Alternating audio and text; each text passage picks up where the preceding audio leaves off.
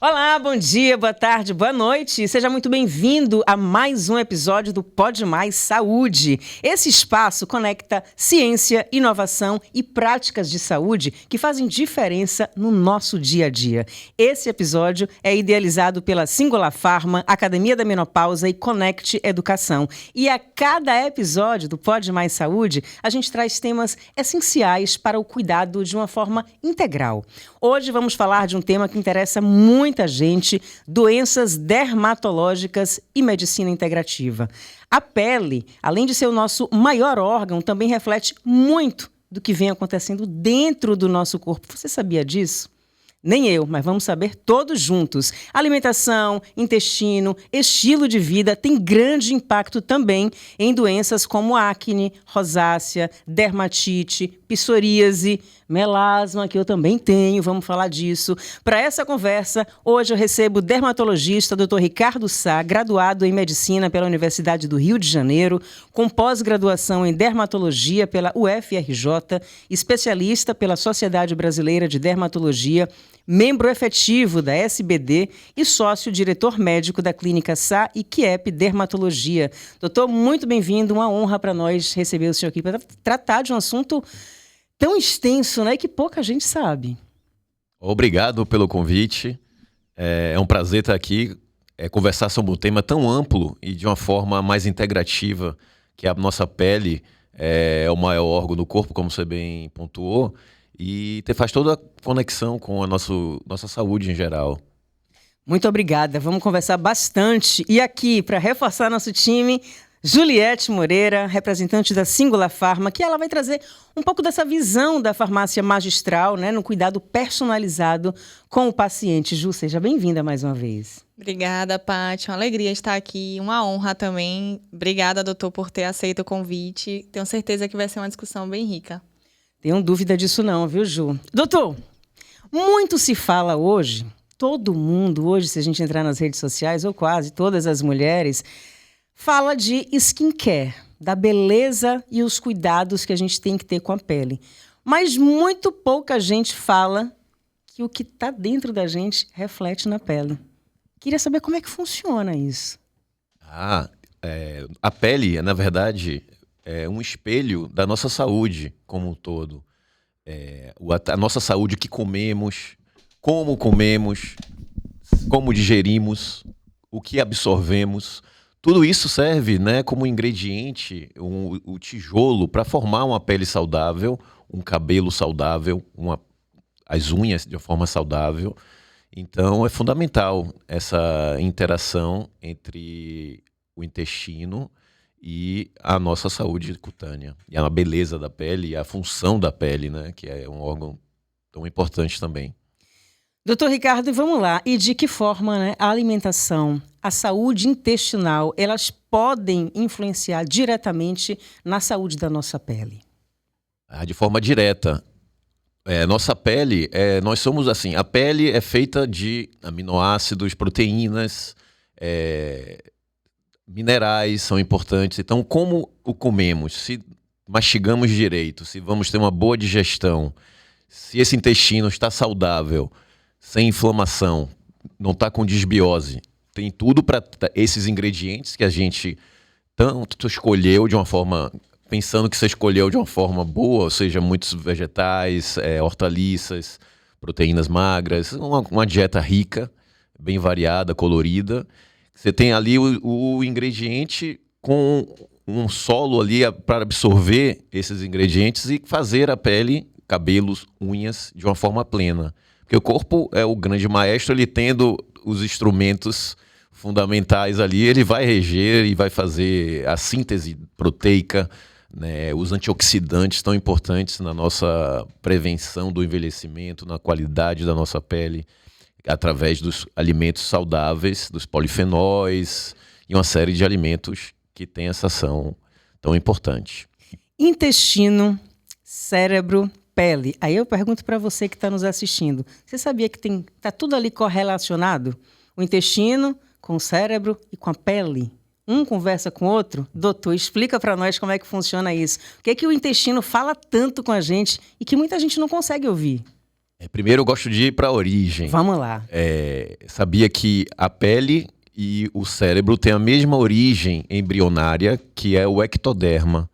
Então, do ectoderma no embrião, a tubo neural vai dar o nosso cérebro, a espinha medular, e vai dar a nossa pele, com todos os fâneros, cabelos, unhas. Isso tudo está ligado desde a embriogênese. O intestino entra aí, como o doutor Érico falou no último podcast que eu tive o prazer de assistir, que a pele, na verdade, é o terceiro cérebro, porque o segundo cérebro seria o intestino e o primeiro o cérebro mesmo, propriamente dito. E o nervo vago é o grande maestro de toda essa orquestra. Então, o que comemos vai influenciar diretamente no nervo vago, que vai influenciar diretamente na nossa emoção. A nossa emoção vai influenciar diretamente na função da pele, na nossa inflamação da pele que pode acontecer, como na psoríase, dermatites. Então, o estresse piora até mesmo o melasma também. Então, o estresse piora todas as doenças, potencializa, né? Se a pessoa já tem uma genética predisposta para ter aquela doença, o estresse é o grande gatilho, seria aquela epigenética que faz a genética acontecer.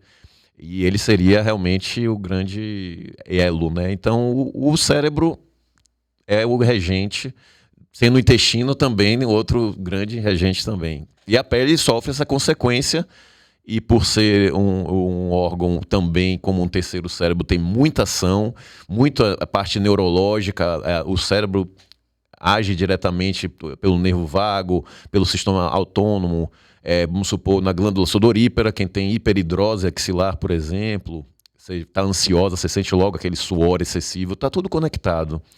Então, essa relação é ampla, poderíamos ficar aqui horas conversando, mas é por aí o caminho. Alimentação 100% aí interfere, além do estresse que o senhor falou também. Alimentação 100%, porque o alimento, desde que ele seja... Primeiro, nós somos o que absorvemos, né? Nem que o que comemos. Primeiro, temos que escolher o que comemos.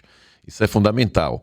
A partir daí, digerir bem esse alimento, que a digestão começa na boca, já alimenta. Ou seja, no estresse você já está comendo, dá 2 mordidas, já engole. Já perde, a digestão já está prejudicada.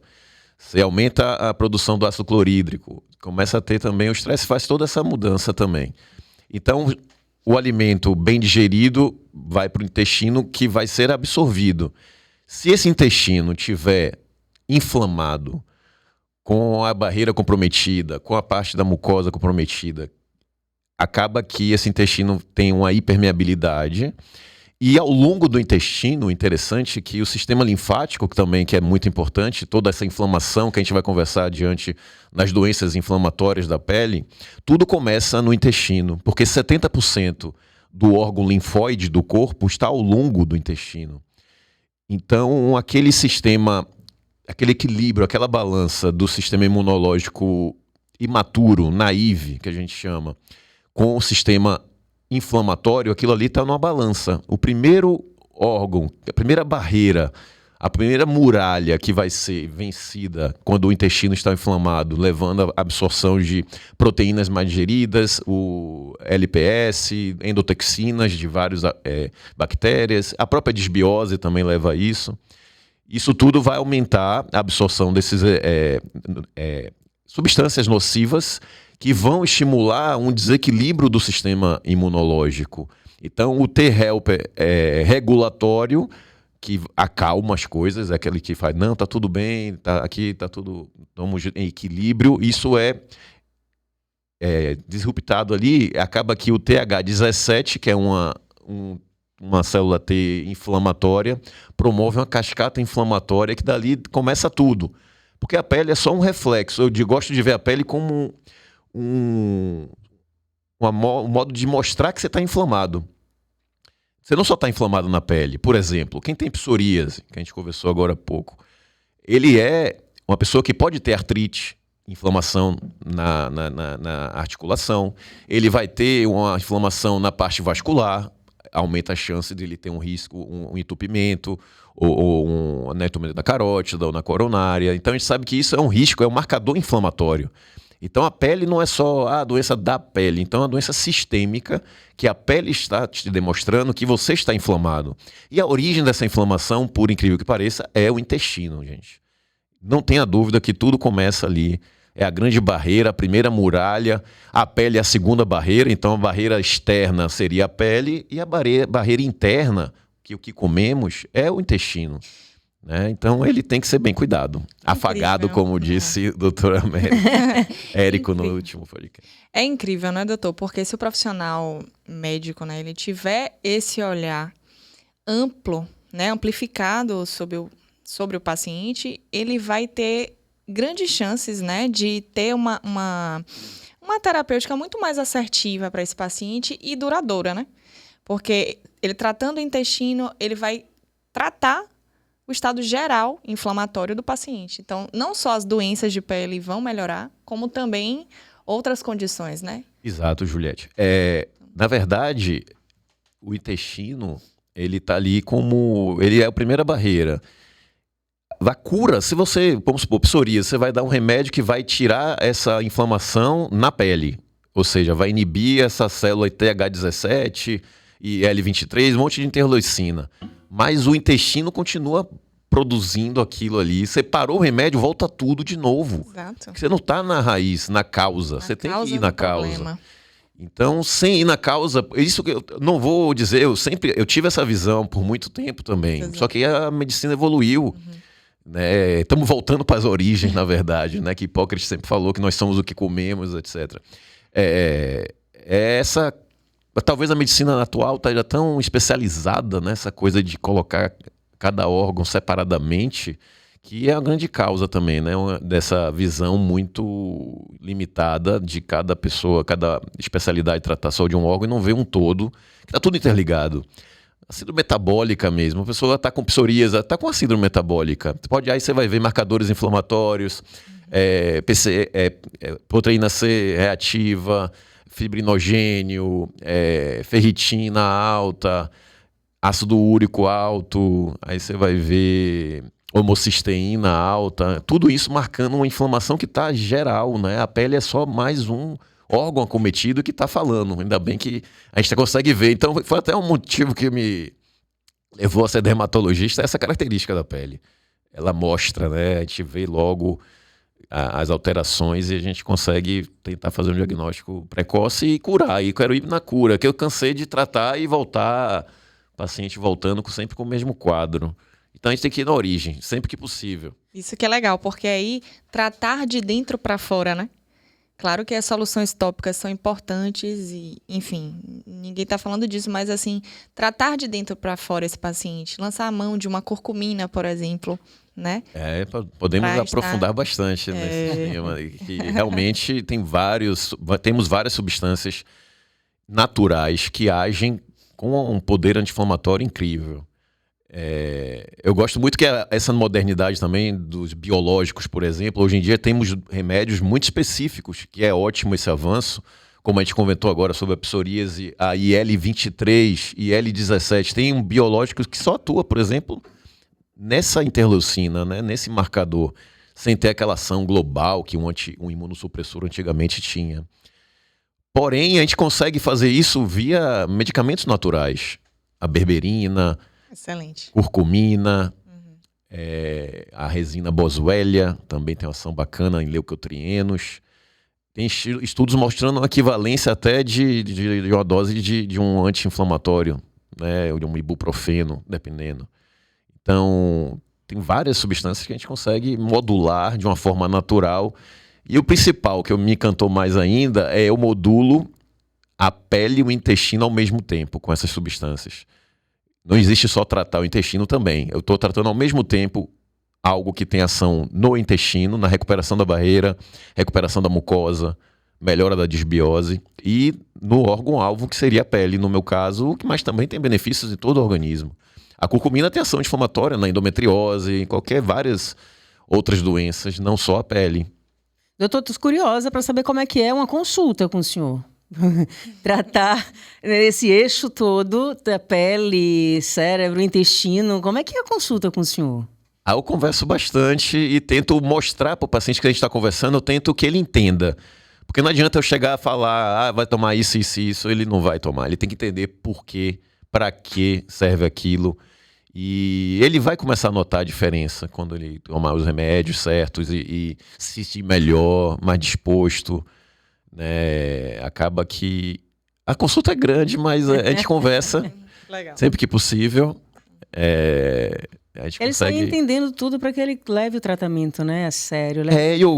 Eu converso sobre outras doenças também, que eu gosto de pedir um exame completo, dependendo da causa, né? Aí eu falo, sua homocisteína está muito alta. O cardiologista não falou nada sobre isso. Poxa, você não está metilando bem, vamos dar uma B12, um ácido fólico. É isso, eu pede um exame... Isso que eu preciso ver a assim. inflamação, né? Até a forma de saber se a gente está tratando de uma forma correta, depois no acompanhamento, esses marcadores abaixarem. Eu gosto de acompanhar com o exame antes, como a homocisteína, como a proteína C reativa, que são marcadores inflamatórios, ácido úrico alto também, é bem inflamatório.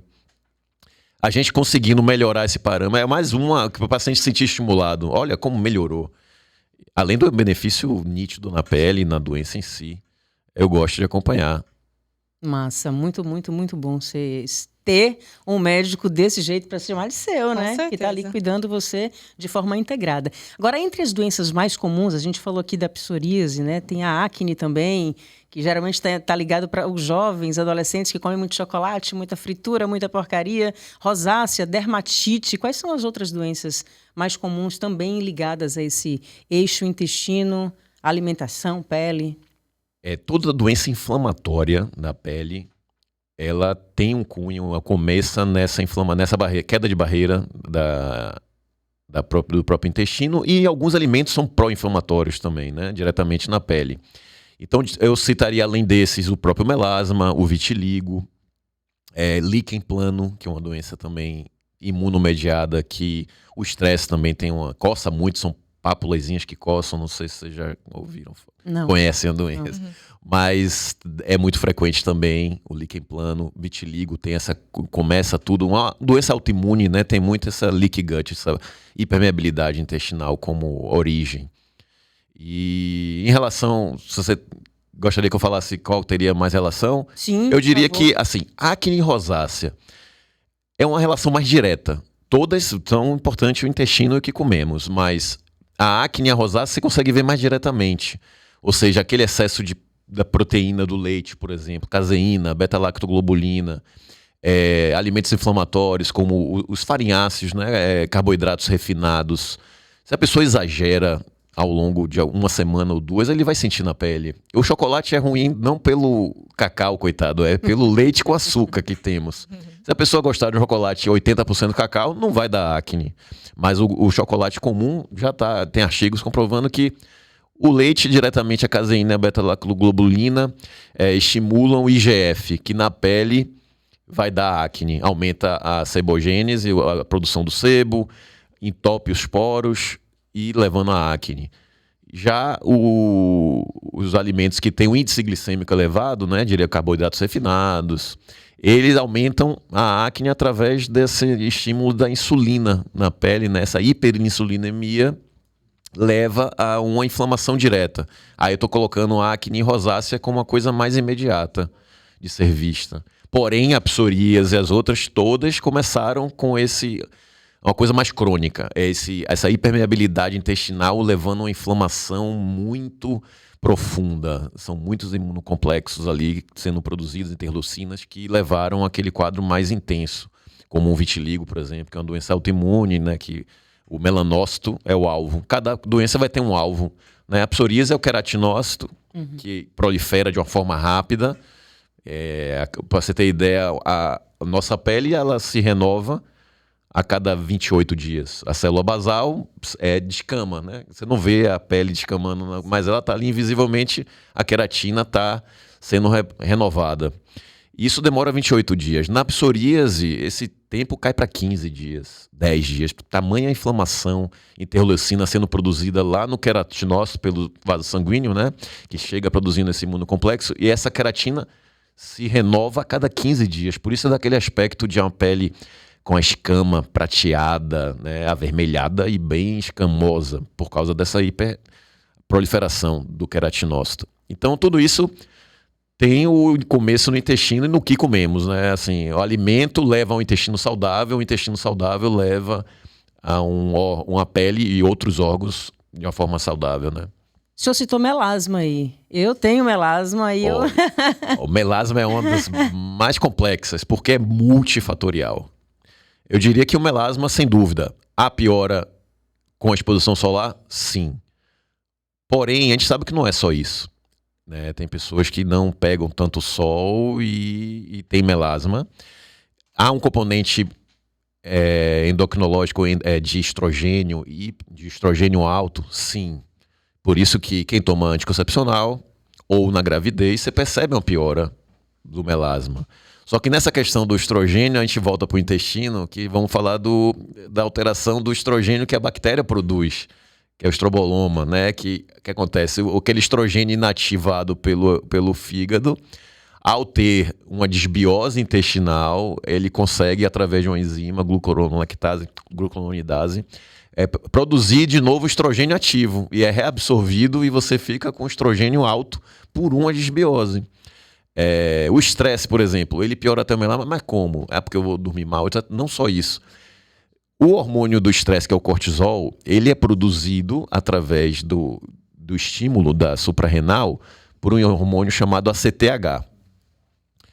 Esse ACTH é produzido na hipófise e dentro do ACTH ele simula como se fosse metade do ACTH. Dentro dele tem uma molécula chamada MSH, que é o hormônio estimulador do melanócito. Então, ao produzir excesso de ACTH, você indiretamente está estimulando mais MSH, que vai na célula produtora, né, que é o melanócito, produzir mais melanina. Além disso, ainda tem um componente vascular do melasma. Tem um componente vascular.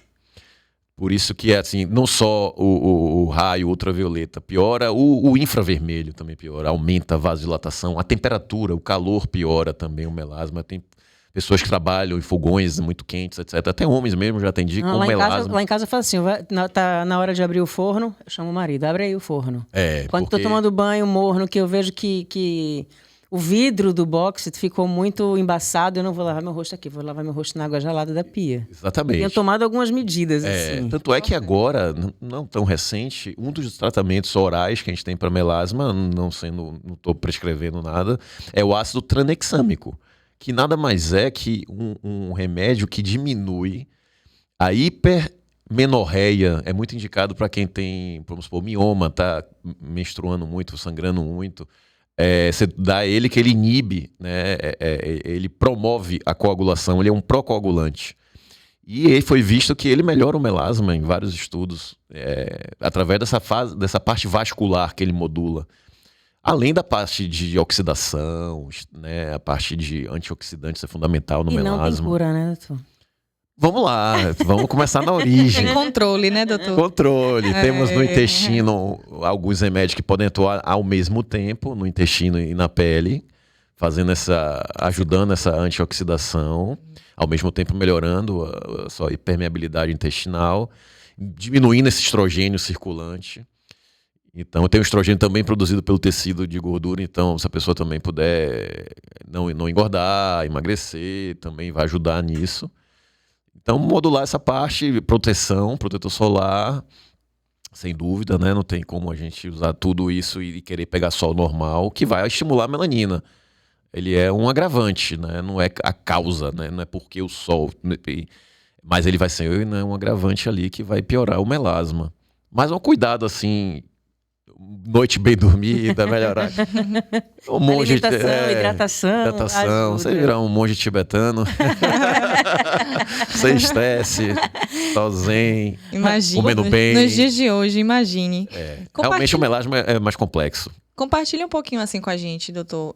Na sua prática clínica, assim, esse manejo com antioxidantes, esse tratamento de desbiose, né, de inflamação. Fala um pouquinho pra gente sobre isso. Ótimo. Temos muito bons ativos, né, hoje em dia, que consegue fazer... Eu gosto muito de tratar os dois. Lógico que tem microbiomex, corebiome, assim, tem vários medicamentos que já têm essa concentração pronta, essa mistura, mas eu gosto de associar mais coisas, porque geralmente eu penso muito na fisiopatogenia da doença que eu estou tratando. Vamos supor um exemplo, tá? Assim, se eu quero melhorar a disbiose, eu tenho que melhorar a digestão, voltando um pouco à sua pergunta. Então eu tenho que comer bem, alimentos certos, digerir bem. A gente vai conversar sobre isso, como é que está a sua digestão, se você tem refluxo, se você fica empachada, né, depois de comer, vai se comer um boi, não consegue ali, fica horas para digerir. A gente pode acrescentar enzimas digestivas, até mesmo tinturas em casos mais leves, que tem uma ação bacana, tintura de alecrim, guaçatonga, uma tintura calmante também se tem associado um pouquinho de gastrite, que aí eu gosto de usar o alcaçuz, que já tem uma ação na pele, anti-inflamatória também, não só em loco. Seria um caso mais leve usar tinturas ou usar as enzimas digestivas. Tem a bromelina, que eu adoro, que a bromelina já não só digestiva do abacaxi, como ela tem uma ação anti-inflamatória na pele inacreditável também. Gosto muito de usar ela quando eu quero otimizar a absorção da quercetina, que é um outro polifenol muito importante. Oxidante maravilhoso. Exatamente. Tem ação anti-inflamatória mesmo, interleucinas e L17, que a gente conversou sobre na psoríase, por exemplo. Então, se eu vou usar quercetina, eu já uso uma bromelina, que eu vou melhorar essa digestão. E junto com ele já posso, pensando numa causa do acne, eu vou usar a nicotinamida, que é a vitamina B3, que tem uma ação anti-inflamatória. Ela diminui até mesmo a proliferação da disbiose cutânea, a proliferação do C. acnes, né, do Cutibacterium acnes. Já tem essa ação também. Tem uma ação seborreguladora. Aí podemos lançar a mão da berberina, que é resistência insulínica, né? Exato, a Bilberon, que tem uma absorção melhor ainda, a biodisponibilidade melhor, por exemplo. Aí a gente vai tratar, ela tem ação diretamente anti-inflamatória, vai ter ação, como ela falou, na insulina, diminui essa resistência à insulina, uma metformina-like, né, que ela tem. Isso. Além de melhora também a microbiota, né? Ela tem uma ação no próprio intestino. E tem ação anti-inflamatória na própria barreira. Aí você entra com o zinco, que é fundamental para recompor a barreira, por exemplo. E o zinco é fundamental na acne. Na acne. Né? Que ele é seborregulador, melhora a queratinização, melhora a imunidade. Então isso a gente está mesclando coisas. Eu não gosto de tratar a pele ou intestino ao mesmo. Eu faço algo que vai tratar os dois. Zinco, vitamina A também. Vitamina A é importantíssima, tanto para a barreira quanto para a pele. Tanto é que a isotretinoína, que é o grande tratamento para acne medicamentoso, né? É um derivado da vitamina A, por exemplo, a isotretinoína. Além da glutamina, outras coisas que vão ajudar nessa barreira, fazer esse cimento ali e pedir essa hipermeabilidade. Também é importante. Nessa visão, aí a gente entra... Não gosto de entrar com os probióticos logo, né? Primeiro vamos consertar um pouco essa bagunça. Geralmente é a cereja do bolo. Não vamos pregar no carnaval, né? Assim, vamos primeiro acalmar ali, diminuir o som. Em alguns casos pode até piorar, né, doutor? Exatamente. Pode piorar. Então, começar do começo mesmo. E ter exato. Aí eu sempre começo primeiro a receita com isso, para ter uma melhora. Aí depois eu vendo essa melhora, eu entro com um probiótico específico para cada doença. Hoje em dia a gente sabe, né, que algumas cepas, não é essa coisa de tomar um probiótico qualquer. Tem cepas e cepas, raminosos para alguma coisa, né, paracacei para outras, que a gente tem para dermatite atópica, já tem estudos, né, comprovando para acne, dermatite atópica, psoríase. Doutor, a cor da pele da pessoa interfere em alguma dessas doenças que a gente está falando? A cor da pele? Sim. Negra? Tem doenças mais prevalentes. Diria que o negro, por exemplo, uma coisa que interfere diretamente seria a produção da vitamina D, por exemplo. O negro precisa, geralmente as doses, o nível de vitamina D no negro é um pouco menor, porque ele precisa de um tempo de exposição maior para ativar a vitamina D da mesma forma. Ou seja, o negro poderia precisar de 25 minutos de um sol para poder produzir uma vitamina D, e uma pessoa muito clara, talvez 10 minutos já poderia produzir. Então seria um caso. O negro é mais propenso a ter pelo encravando, por exemplo, que é a pseudofoliculite da barba, são pelos que encravam, uma tendência maior, o queloide, né? A gente sabe que o negro, corte, cirurgia, a chance de ter um queloide maior, uma hipertrofia, né, na cicatrização. Que mais? Tem algumas doenças mais específicas no negro, sim. Agora, Mais prevalentes, né? Sim. Não só deles, não, mas mais prevalentes, comumente. A gente vive numa cidade solar, né? Nosso estado, o sol praticamente o ano inteiro. E aí a gente fala, eu vou sair para correr, para dar uma caminhada num solzinho da manhã, de 6 horas da manhã, 5h30, não vai ter problema, mas eu tô com protetor solar. E aí a gente conversou mais cedo, você já me respondeu o quê, por favor, doutor? Fale para as pessoas. O problema é que o sol da manhã, o UVB é bem mais baixo do que o de meio-dia. O UVB está muito relacionado com câncer de pele. Realmente você tem que ter esse cuidado. Porém, de manhã, o UVA é muito parecido. O UVA, logo que nasce o sol, é um UVA também, que o índice dele é muito semelhante a meio-dia. E o UVA está muito relacionado com a piora do envelhecimento, né, na quebra ali, que ele vai mais profundamente, o UVA, né? Ele atinge a derme de uma forma mais profunda. Então ele quebra as fibras elásticas, colágeno de uma forma mais intensa e no melasma, né? Também. E não adianta protetor solar, né? Nesse caso. Protetor solar adianta. Nesse caso, sim, porque o UVA protege. Mas o problema é que depende do tempo, né? Tem que ser protetor no corpo inteiro. Não adianta só passar protetor no rosto, quem tem manchas tipo melasma. Não adianta passar só no rosto e no pescoço. Exatamente, porque você vai indiretamente estimular aquele hormônio que a gente conversou mais cedo, o MSH, é estimulado pelo sol batendo na sua perna, vai estimular o MSH sistêmico, que é onde tem melasma, produz mais. De fato, doutor, perfeito. Quando a pessoa deve procurar um dermatologista? Idade não tem. Não, tem de 0 a 100 anos. Eu brinco lá que eu atendo lá Mas onde eu atendo. quando aparece alguma coisinha assim que eu tenho que procurar ou preventivo Não, também? preventivo. Hoje em dia nós temos o câncer de pele, né? O melanoma tem sido diagnosticado cada vez mais precoce. Já tive paciente de 20 anos, 15 anos com melanoma. Então você tem pintas pelo corpo, ou seu neném nasceu, tá com algumas pintas assim diferentes, tem que ser visto como um sinal, hemangioma, ou qualquer... tem doenças prevalentes no lactente, por exemplo, dermatite seborreica do lactente, doenças transitórias neonatais, né, que temos que dura ali aquelas primeiras 3 semanas, 1 mês, tem acne neonatal, que é pelo hormônio da mãe ativando essas glândulas e dando uma acne num recém-nascido, 30 dias de vida. Imagine. Tem acne inflamatória. Nossa. Então, basicamente, se teve alguma alteração na pele diretamente, sim, procurar o mais breve possível. Porém, se tem, né, pintas, sinais no corpo, é bom ter uma primeira avaliação para se tranquilizar.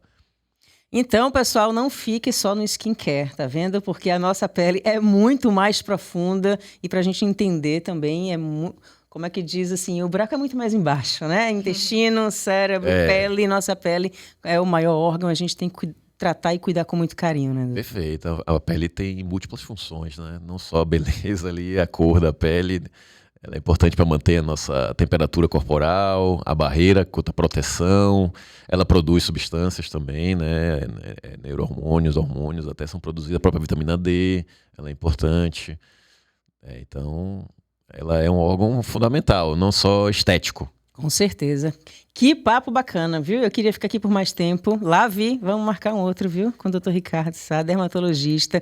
E ele especialista em doenças dermatológicas, mas o senhor tem um consultório também que trabalha com a esposa que faz mais tratamentos estéticos. Doutora Juliana Kiep, que é o Kiep aí do SciKiep, ela faz a parte estética mais.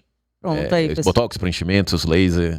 Aí nós complementamos. Aí a família completa para tratar você, me deixar mais bonito por dentro e por fora também. Com certeza. Doutor Ricardo, muitíssimo obrigada por tirar um tempinho, vir aqui, né, dividir tanto conhecimento com a gente, passar para outras pessoas também que com certeza vão gostar e vão compartilhar esse conteúdo, porque eu estava aqui assim, tá ouvindo. Eu faço um apelo até para os colegas e se gostarem mais, aprofundarem nesse assunto, né, que é tão... Eu não vou dizer que é o Connect que me fez até acordar um pouco do ano passado. Queria até fazer esse adendo aqui. Que eu era mais ou menos assim, eu sabia muito dessa parte importante, né, do intestino, já tinha percebido que influenciava na acne, em algumas doenças, mas essa visão mais ampla que fez esse impacto assim, e fez eu procurar estudar e ver que tá aí, né, tem referência bibliográfica, tá tudo comprovado, com estudos, não é nada inventado, tem muito estudo bacana, Sobre disbiose, então, nem se fala. Eu não sou médica, não, mas depois também do Connect, de conversar muito com o doutor Érico, eu passei a ser uma estudiosa, a ler, gostar de entender o que é que está acontecendo aqui, meu Deus do céu, porque hoje eu estou assim, empachada. Exatamente. Enfim, mas É incrível, a nossa cabeça abre e muda, com certeza. Ju, obrigada também por mais uma vez estar aqui com a gente, dividindo também seus conhecimentos e trazendo um pouco da experiência da farmácia magistral. Eu que agradeço, foi muito gratificante participar aí com o Dr. Ricardo, realmente, e ainda mais ele falando, né, sobre o Connect, estamos próximos aí à próxima edição, e legal, né, fazer esse convite realmente aos outros dermatos, né, para terem uma visão mais ampla, né, se permitirem, então foi muito bacana esse bate-papo aqui. Pronto. Eu gostaria de dar um adendo também, que assim, não adianta tudo isso que eu falei, né, a gente estuda, pensa com carinho na receita que a gente está fazendo e não ter por trás uma farmácia de confiança que vá usar os ingredientes da melhor qualidade, né, como a Singular. Isso é também importante ressaltar que temos que se preocupar com aonde vai ser feita essa receita, senão não adianta nada você tentar usar tudo que há de melhor e o ingrediente não for tão eficaz, né? Tão certo ali. Um grande profissional, uma grande farmácia, unidos. Tem um farmacêutico para chamar de seu, né, doutor? Perfeito. Tiramos altas dúvidas, assim, de concentração, interação. É muito bom. A gente aprende sempre. Vamos nos encontrar em breve no Connect de novo. Com certeza. Viu? Se Deus quiser, estaremos lá. E você aí, gostou do episódio? Então compartilhe com quem também se preocupa, né, pela saúde da pele e mais, medicina integrativa. Siga a gente no Instagram, @SingularPharma, Academia da Menopausa e Connect Educação. Olha só, a gente falou aqui do Connect, dia 21 e 22 de novembro. Inscrições abertas, www.connectsalvador.com.br. A gente vai ficando por aqui. Não percam os próximos episódios. Tá muito bom, viu? Grande beijo e até a próxima.